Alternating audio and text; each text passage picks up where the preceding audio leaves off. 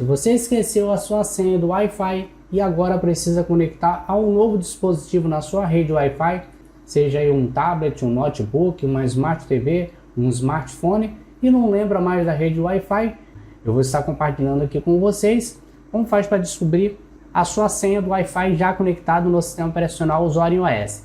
E com a senha em mãos vocês vão conseguir conectar ao novo dispositivo.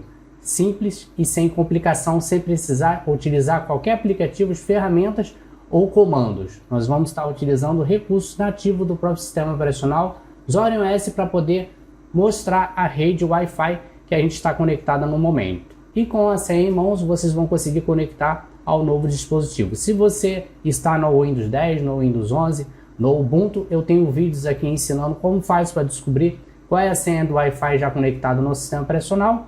Eu vou deixar dicas aqui relacionadas para ajudar ainda mais para quem está em outros sistemas operacionais. Gostou desse vídeo? Deixa o like, se inscreva no nosso canal e vamos colocar na prática.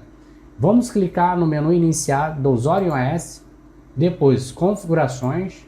Em configurações vocês vão clicar até o Wi-Fi. Procure aqui o íconezinho, a anteninha do Wi-Fi. Clicou aqui, ele vai exibir todas as redes visíveis e vocês vão localizar qual é a sua rede que vocês estão conectados no momento. No meu exemplo aparece a G e aparece na sequência conectado e temos uma engrenagemzinha na qual a gente vai clicar nela. Clicou aqui, vamos ser redirecionados para essa tela com diversas informações, como por exemplo a força do sinal, velocidade do link, segurança, o tipo da criptografia, tudo isso e muito mais.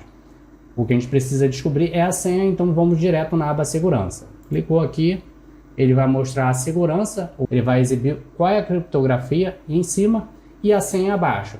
Para a gente visualizar a senha é só a gente marcar essa caixinha aqui, ó, mostrar a senha. Clicou aqui, ele vai exibir a senha. Agora com essa senha que aparece aí, vocês podem conectar o novo dispositivo, pois essa senha aqui pertence aí à sua rede Wi-Fi. É com ela que você consegue conectar o seu dispositivo no Wi-Fi.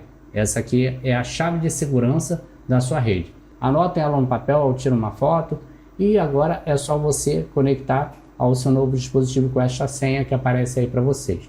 Simples assim. Então essa era a dica que eu queria compartilhar com vocês. Eu espero que vocês tenham curtido. Se gostou, deixa o joinha de vocês, se inscreva no nosso canal. Nos encontramos até o próximo vídeo e tchau, pessoal!